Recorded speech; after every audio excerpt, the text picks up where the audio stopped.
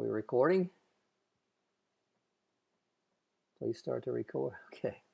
I know I'm going to say this every single time, but there's a delay between when I turn on the screen recorder and when I actually start to talk. There's about a 10-second delay, and it drives me crazy. All right, guys, going to do some more Anova. So let me bring up a data set. And I want to show you guys a different approach, and then I'm going to point out some new stuff too.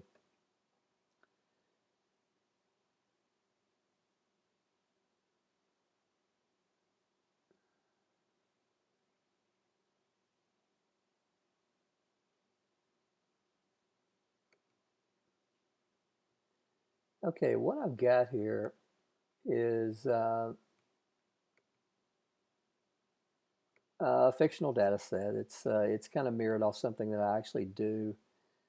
I think most of you are teachers, and you know that from time to time we get students who aren't honest on their exams, right? So uh, what I do here is, for example, my final exam, I had 4 versions, and if I wanted to know if there was any sort of version bias, what I could do is look at the scores for each version and carry out an Anova. And I do that because I want to make sure that the way that questions are posed on a particular version, that I don't have any sort of bias built into to my testing. Now, I've created, this is fictional. This did not happen. I have made the mean for version 4 a lot less, so we get statistical significance. Then I'm going to actually point out what we do when we get that. So it's called a post-hoc analysis, and we'll see this actually at work. So what I want to do first of all is bring up the whiteboard.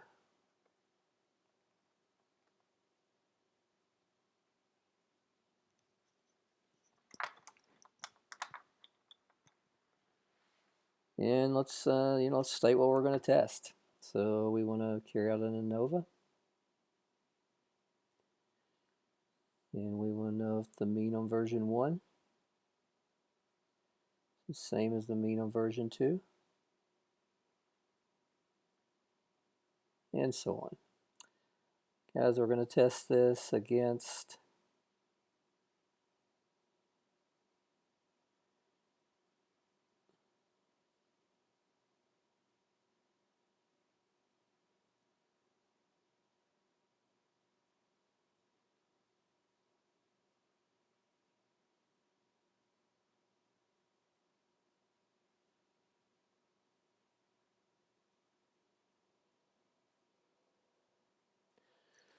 the alternative hypothesis, which says at least one pair of means is statistically significant.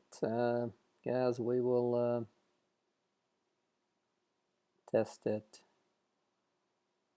alpha 0.05. Okay, and what I want to do here is I want to show you. I want to get out of this. Okay, I want to show you another way of handling our data on R. The way that I showed you earlier in the previous video works good. It works perfect as long as we have equal sample sizes. But in this situation, we have different sample sizes. Plus, if you guys are anything like my Math 3500 class, they don't like dealing with files.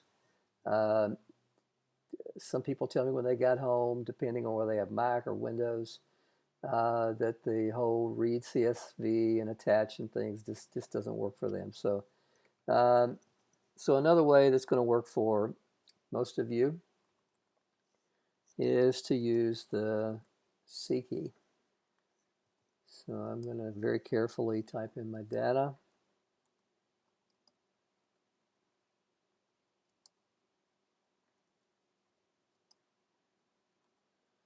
So I'm going to let version 1.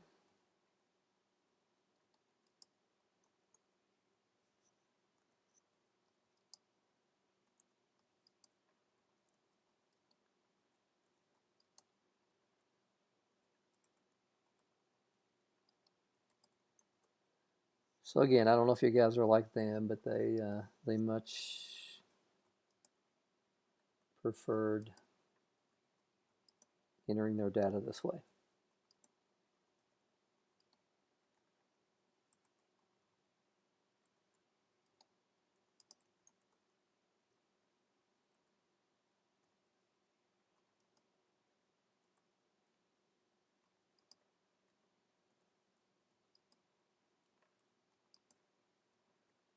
Okay, you know, if we did want to do our calculations by hand, uh, you know, we would need the grand mean.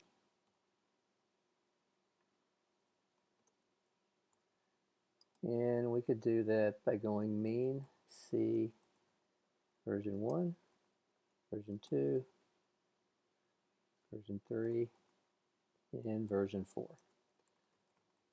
So the grand mean in this situation will be 68.61. Now, but what I'm going to show you here is not, you know, I gave you an illustration before how to go through the sum of squares between and within, and look at the degrees of freedom, calculate the F statistic, and come up with your p-value, ultimately making our decision. But I want to show you a different way, again, trying to set the stage for bigger, better stuff. So there's something called a stack feature in R. So I can set my data as stack.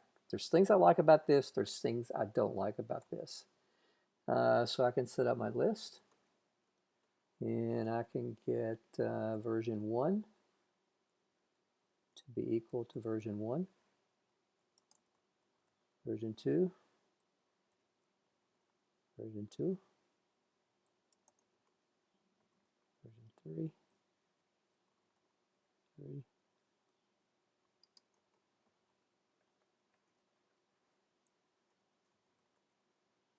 version 4. Now, this seems slightly redundant, and you know, I agree it is, but for example, I called this version 1. If I'd called this X, Y, Z, or even A, B, C, well, you wouldn't have called C because C is for this function here, but if you called it D, E, F, G, actually we don't call it that either, but so call it X, Y, Z, Q. So we could put, you know, version 1 equals. So the quotations is the name of the factor, and the version 1 are the label or the values that are going to go with the factor version 1. So pretty simple process. It works fine. Okay. Now, if we wanted to, for example, look at a plot, and I'll tell you what, let's just take a look at our data. Okay, so once we do a stack, we're going to get this, and you can see that that the data that we have here corresponds to what we have over there. But instead of giving just raw data, we have our data across across version. Now, something I don't like about this is it will give as a default the quantitative values as value, and it'll give the factors as independent or as IND. I know there's a way to change that, but I don't know what it is right now. So if we want to go to mean values, it's not going to work. But if we attach data, mean values, we get the grand mean. Now, that's fine and dandy, but the purpose here is we want to carry out an Anova. And a good thing that we can do when we carry out an Anova to test for the assumptions, again, the assumptions of Anova, and I want to back up and talk about this. So recall the assumptions for conducting an Anova are normality, independence, and homogeneity of variance. Now, we're going to get other ways of checking homogeneity of variance, but something we can do that works is to just look at box plots across our versions. So if I want to do that, I would do plot, would do values, tilde, ind, and let's see, I called my data set data, didn't I? So when I do that, a new window comes open that gives me side-by-side box plots across the versions of the test. Now, if this was an issue, if this was a situation where, we were publishing, then we got problems. I don't know if I've told you yet the story. If I have, please excuse me for the redundancy, but I was on a doctoral dissertation committee through Rio Grande, and the student was getting her PhD well, she's actually getting a doctorate in nursing research. And I was on her dissertation committee, and she collected data on adults with autism. And to our knowledge, and I'm pretty sure this is the case, she collected the first data set that, again, connected adults with autism to the workplace. Well, we had this one subject, subject number 32, who was a professor from Stanford, who completely destroyed our analysis. We had a small data set. I think we only had about 82 subjects, because you can imagine the difficulty in coming up with subjects, specifically adults with autism in the workplace. And but nevertheless, we had one subject who was just very, very, very influential. Without this person, we had some cool stuff. We had stuff that was, in the autism community was breaking headline news. With him in it, we had very, very average results. So I always joke, I don't know how many times at 2 or 3 or 4 o'clock in the morning when I was up obsessed with this data set that I just wanted to hit delete and be done with it. Well, if I could delete version 4, version 3, we can see that the variability appears to be similar in version 1 and version number 2, but the variability in version number 4 leads me to believe that we are violating the homogeneity of variance assumption. Anyway, right now we're not trying to publish anything, we're just trying to carry out the analysis. So I'm going to do that. Next thing I would want to do is carry out the Anova. So I'm going to carry out the Anova this way.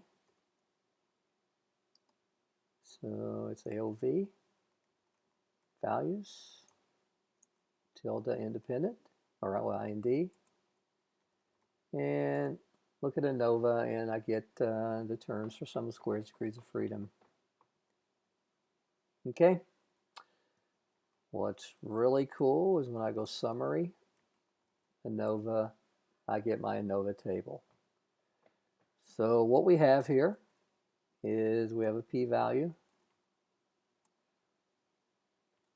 that's equal to 0.0368.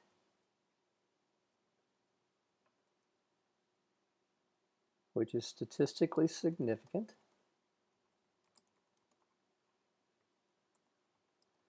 So our decision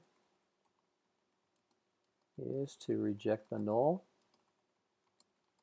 and conclude that at least one pair of means is statistically significant.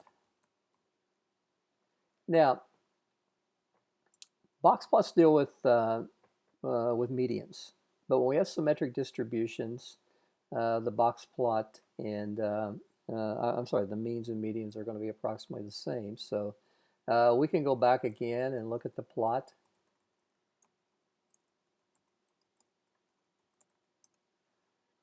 And right now, I still don't know. I'm going to let the process play its way out, but there doesn't appear to be difference through here. It looks like that what's going to happen is version 4 is going to be statistically significant with version 1, version 2, version 3, with no difference in version 1, version 2, and version 3. I don't know. Let's just carry it out, okay? So what we can do now is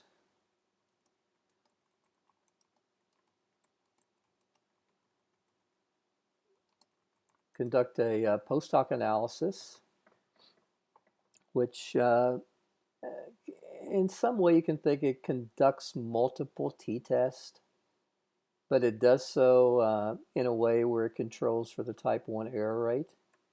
So we're going to conduct a post-hoc analysis, and we're going to use a Tukey highly significant difference. It's one of the most commonly used post-hoc analysis in Anova. So the command for HSD is very simple. It's just Tukey, capital H, capital S, capital D. I'm not really sure whether we have to make the T capital or not, but we call it our Anova. And when we get this, we get our multiple comparisons. So we're doing a family-wise confidence level. And of course, we have tunnel vision on this last column, our p-value. The first column gives us the difference in means. And the p-adjusted gives us our p-value. Now, just because this 0.0379 is kind of close to that, that's completely irrelevant, has nothing to do with it, okay? So at the 0.05 level, we have statistical significance only between versions 3 and versions 4. I kind of thought that version 3 would version 4 would be statistically significant with 1 and 2. It's kind of close. It's statistically significant at the 0.10 level, but we were testing at the 0.05 level. So we certainly haven't reinvented the wheel here. We haven't done anything, too crazy. But my students this past semester tended to like best when they entered their data this way. So guys, first homework assignment, you're going to have an opportunity to share your brilliance with me in terms of Anova.